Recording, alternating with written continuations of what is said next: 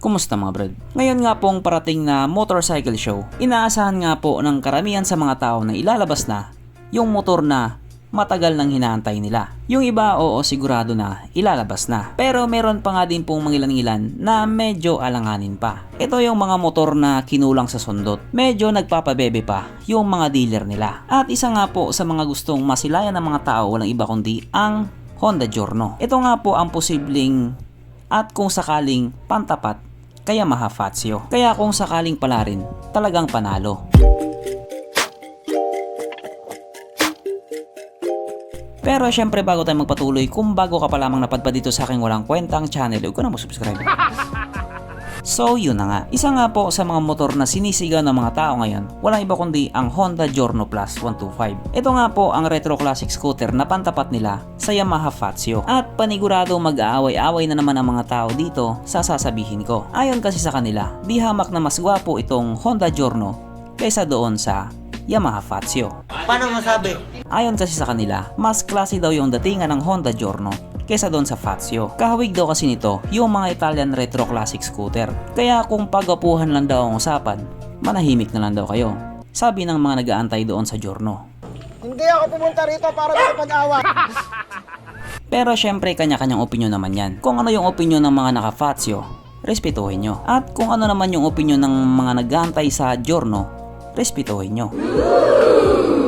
Kaya dahil dyan, pag-usapan na lamang natin kung ano nga bang meron sa motor na ito at kung gaano nga ba talaga siya kaganda. So ito nga po ang retro classic ni Honda ng Honda Giorno Plus 125 na mayroong 125 cubic centimeter engine displacement, 4-stroke single cylinder, single overhead cam with 4 valves. Doon pa nga lang po sa pagiging 4 valves niya, lamang na siya. Powered by ESP Plus, nang ibig nga pong sabihin Smart Power Plus, I mean Enhanced Smart Power Plus. Nang ibig nga pong sabihin mas pinalakas na makina at mas pinatipid sa gasolina. Naka-program fuel injected at ito po ay naka-liquid cooled. Kaya hindi po siya panis sa Honda Click 125. Pagdating naman po sa kanyang power, ito po ay mayroong 12 horsepower at mayroong 10.5 Nm of torque na ayon nga po sa mga taong nakagamit sa motor na ito daw po ay kayang tumakbo sa bilis ng 111 km/h. Pero kung sakaling ilabas na yan sa Pilipinas, panigurado aabot ng 120 kph yan. Syempre, ibang usapan na kapag Pinoy na nakasampa.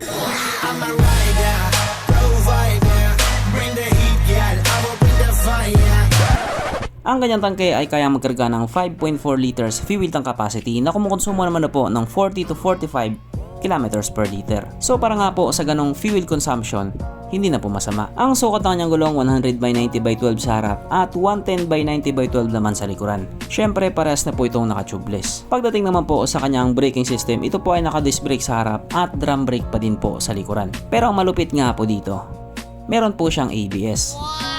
Yes po, meron po siyang ABS. Pero kung ikaw naman yung klase ng tao na hindi trip yung mga motor na may ABS, meron pa din po itong isang variant. Meron din po siyang CBS variant. Kaya kung sakaling hindi mo trip yung isa, doon ka sa isa. Ang kanyang seat height ay mataas sa 780mm at 155mm naman ang kanyang ground clearance. At ang motor nga po na ito ay may kabuuang bigat na hindi ko po alam, hindi po nila sinabi. Pero baka kasing bigat lang din ng Honda Click to. Pero mas mabigat pa rin yung itlog mo. Mapunta naman po tayo sa iba pa niya mga features. So ang mga ilaw nga po sa motor na ito, naka-LED na po yung headlight niya. Pero bulb type pa rin yung kanyang mga signal lights. At katulad nga po doon sa sinabi ng ibang tao, yung headlight niya para siyang katulad doon sa mga Italian brand na retro classic. Or baka naman Italiano din yung designer dito sa motor na ito. Hindi ko lang alam. Ang kanyang gauge panel ito po ay naka full digital. Na kung atin nga pong sisipatin, parang may pagkakawig siya doon sa gauge panel ng Honda Click. Pero kahit nga po ganun, bumagay pa din naman sa kanya. Huwag na mareklamo, wala naman pambili. At kahit nga po retro classic scooter ang motor na ito, nakakilis na po siya. Na gustong-gustong feature nga po ng ibang tao. Para high-tech na daw, hindi na daw mananakaw. Pero may iba naman na gusto pa rin yung disusi. Mas convenient daw kasi yun. Yun naman yung opinion nila. At syempre hindi nga po mawala sa motor na ito ang kanyang USB charging port na para kahit saan ka nga po magpunta hindi ka na mangangamba na baka malubat yung cellphone mo kasi nga manonood ka pa ng Pornhub. At isa nga po sa mga advantage niya, nasa bandang unahan na po yung fuel cap niya. Kaya kung sakaling nagpagas ka, hindi mo na kailangan tumayo. Higa na lang. Kaso lang kahit nga po napakaganda na ng mga specs at features niya, umaangal pa rin yung iba. Wala na po kasi itong kickstart. Yan pa naman ang palaging hinahanap ng mga tao lang pambili. At ito, palagi din talagang hinahanap to. Sapagkat nandito na nga po tayo sa exciting na part, ang kanyang mga suspension. So sa harapang bahagi nga po ito ay ginamitan ng telescopic fork. At sa likuran naman ito po ay gumagamit ng single shock absorber na ayon nga po sa mga taong nakagamit sa motor na ito, maganda ang bounce.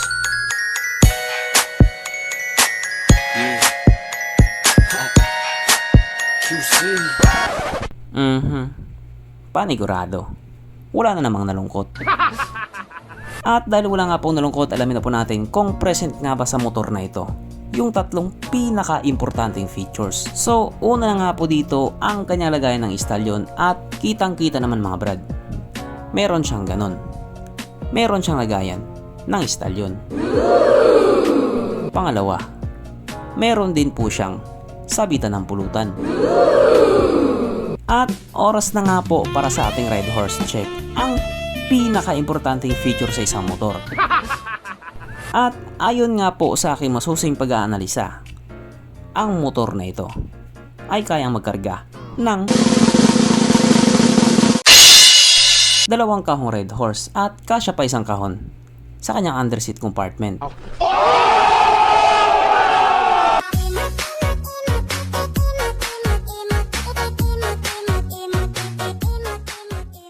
So therefore ang motor na ito, malinaw na malinaw, talagang highly recommended. At regarding naman po sa presyo niya, yung CBS nga po ay may presyong 61,900 Thai baht na kung i-convert nga po natin into Philippine peso, ito po ay papatak ng 96,000 pesos. Yung ABS naman ay nagkakalaga ng 66,900 Thai baht na kung i-convert nga po natin into Philippine peso, ito po ay papatak ng 103,000 pesos.